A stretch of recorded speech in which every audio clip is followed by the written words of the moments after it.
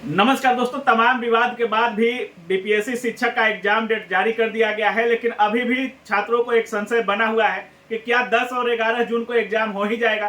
क्योंकि इतने सारे विवाद हुए, अतुल सर पर इतने आरोप लगे हैं, तमाम शिक्षक फर्जी शिक्षक पकड़ा रहे हैं, बहुत सारा विवाद हुआ है। इसमें पूरे मुद्दे पर चर्चा करेंगे। एग्जाम होगा तो क्या होगा, क्या इस बार भी पेपर लीक होने की संभावना है, क्या कुछ अपडेट होगा, सारी मुद्दों पर बात करने के लिए हमारे साथ नवीन सर हैं। सबसे पहले सर स्वागत है आपका। जी बहुत बहुत धन्यवाद। सर, इतना विवाद बीपीएससी शिक्षक में हुआ, अतुल सर पर इतना आरोप लग रहा है, ऐसे में एग्जाम डेट भी जारी कर दिया गया है, अभी भी संशय बना हुआ है कि एग्जाम होगा नहीं होगा, पारदर्शिता के साथ एग्जाम होगा नहीं होगा, क्या बोलिएगा सर? नहीं, एग्जाम तो जिस हिसाब से दिख रहा है 10 जून को होगा।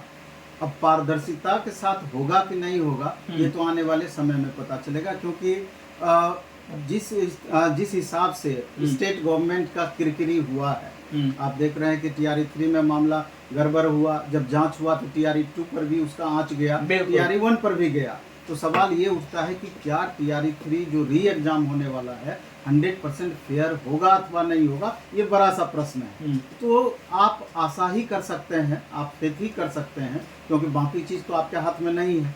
क्योंकि आप देख लीजिए कि बिहार पुलिस का एग्जाम हुआ था, एग्जाम कैंसिल हुआ, री एग्जाम में भी दावा किया गया, लेकिन फिर भी वहाँ गड़बड़ हुआ।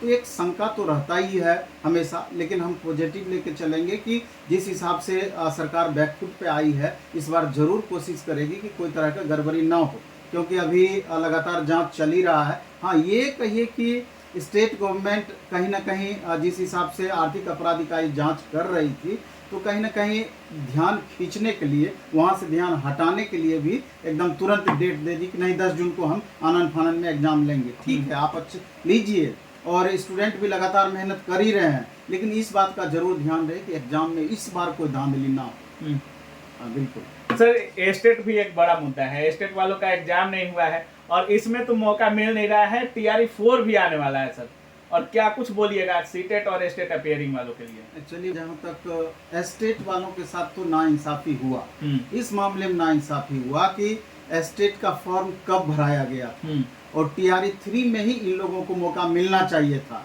एक चांस तो सरकार अपनी गलती के कारण इन लोग को मिस करा दी, और अभी भी ये चीज क्लियर नहीं हो पा रहा है कि एग्जाम समय पर ले ही लेगा और तब तक रिजल्ट दे देगी, इन लोग का टीआरई 4 में एग्जाम पकड़ा जाएगा। 90% उम्मीद है कि टीआरई 4 इन लोगों को देना ही देना है, लेकिन जो चलने का स्टाइल है, जिस तरीके से आप देख रहे हैं कि अपडेट कोई चीज नहीं आ पाता है, एकदम स्लो सारा प्रोसेस चल रहा है, तो ये सशंकित जरूर करता है। और यहाँ पर देखेंगे सीटेट का मामला, सीटेट 7 जुलाई को एग्जाम होना है, और कितना भी होगा 7 जुलाई के एग्जाम तो 1 महीने के बाद उसका रिजल्ट आएगा, और यहाँ 24 अगस्त से एग्जाम ही होना है। तो सीटेट वाले के साथ तो दिक्कत है, उनका टीआरई 4 में मौका नहीं के बराबर उम्मीद है कि मिलने का, जो परिस्थितियां दिख रही है। किसी कारण से टीआरई 4 का डेट ही एक्सटेंड हो जाए तो ही इन लोगों के साथ इंसाफ होगा और इनको मौका मिल पाएगा। एक और मांग है छात्रों का, वो सबसे बड़ा मांग है सर, एज रिलैक्सेशन, जो अभी तक नहीं मिल रहा है। जिस हिसाब से टीआरई 1 और टीआरई 2 में 10 साल का एज का ग्रेस दिया गया है, और लाखों अभ्यर्थी इससे प्रभावित हैं। क्या कारण है कि टीआरई 1 और टीआरई 2 में दिए और टीआरई 3 में इसको हटा दिए? तो निश्चित रूप से, और इसका देखे थे हम विधानसभा में भी 1 बार या 2 बार इस पर आवाज उठी है, लेकिन अभी तक क्लियर नहीं हो रहा है कि इन लोगों को टीआरई 3 में मौका मिलेगा कि नहीं मौका मिलेगा। अब क्या, अगर मौका मिलने का रहता तो अब तक क्लियर कर दी जाती। तो एक बड़ा सा प्रश्न ये भी है कि इन लोगों को मौका मिलना चाहिए निश्चित रूप से, नहीं तो लाखों अभ्यर्थी इस एग्जाम को देने से वंचित रह जाएंगे, और कहीं ना कहीं उनके करियर पर बड़ा सा प्रश्न चिन्ह लगेगा। सर, जिस तरह से बिहार में बेरोजगारी है और सबसे बड़ी जो वैकेंसी आ रही है टीचर की आ रही है सर, ऐसे में छात्रों का कहना है कि डोमिसाइल नीति अब तो लागू कर देना चाहिए, क्योंकि नीतीश जी भी अब बीजेपी से अलग, इंडिया गठबंधन से अलग हो चुके हैं और पीएम कैंडिडेट तो रहे नहीं, तो अब तो डोमिसाइल नीति लागू हो जाना चाहिए। ये सरकार का फैसला है, और बिहार की जनता तो निश्चित रूप से चाहेगी जो भी अभ्यर्थी हैं कि यहाँ पर डोमिसाइल का लाभ इनको मिले, लेकिन हमको लगता है कि जिस हिसाब से टीआरई 1 टीआरई 2 में नहीं दी है, तो हमको नहीं लगता है कि अभी बीच में आकर के कुछ छेड़छाड़ करेगी। हाँ, बिल्कुल बिल्कुल सर, काफी सारे छात्र आपके पास आते हैं, और जिस तरह से आपके टीम के लोग बता रहे थे, काफी सारे छात्रों का ओएमआर रिजेक्ट कर दिया जाता है सर। तो मॉक किस तरह से, क्या मॉक का मतलब प्रभाव कितना है, और OMR पर जो बात की जा रही है कि OMR रिजेक्ट हो जा रहा है, काफी सारे छात्रों का एग्जाम में भी OMR रिजेक्ट हो जाता है, तो उसको कैसे देखना है सर?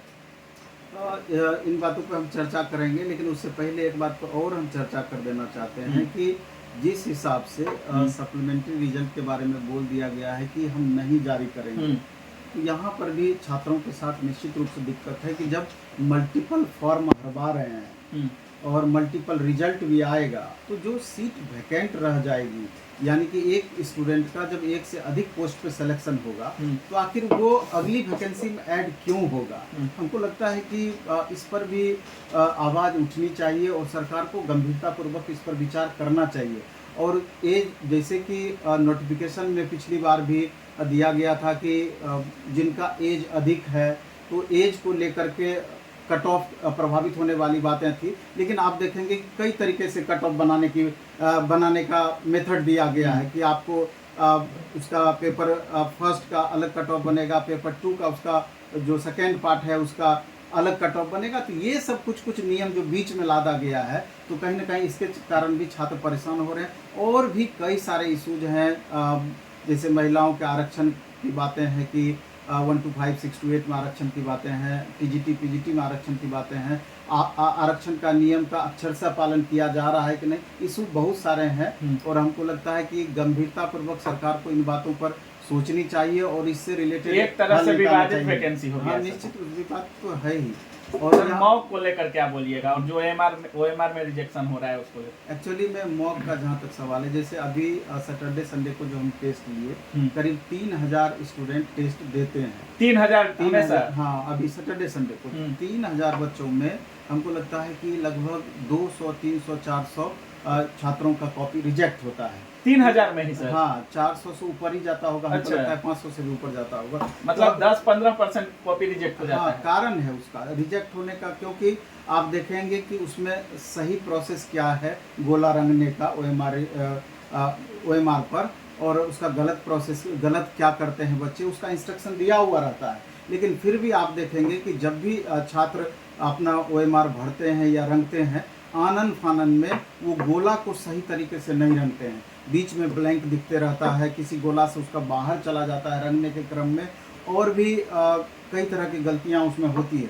तो हम छात्रों को ये कहना चाहते हैं कि हम यहाँ पर OMR रीडर मशीन से कॉपी जांच करते हैं, और लगभग 20% स्टूडेंट, लगभग 15 से 20% छात्रों का गलती उसको रंगने में होता है। इस पर आपको ध्यान देने की ज़रूरत है, क्योंकि कितना भी आप लाख बेहतर मेहनत करें, लाख बेहतर परफॉर्मेंस दें, और ये छोटा सा टेक्निकल कारण आपको दौड़ से बाहर करने के लिए काफ़ी होता है। इसलिए गोला को जब भी रंगें तो साइड से करके तब बीच में आप गोला को रंगते जाएं, और अच्छे पेन का यूज करें वहाँ पर, क्योंकि नहीं तो आपका सारा मेहनत बेकार हो सकता है।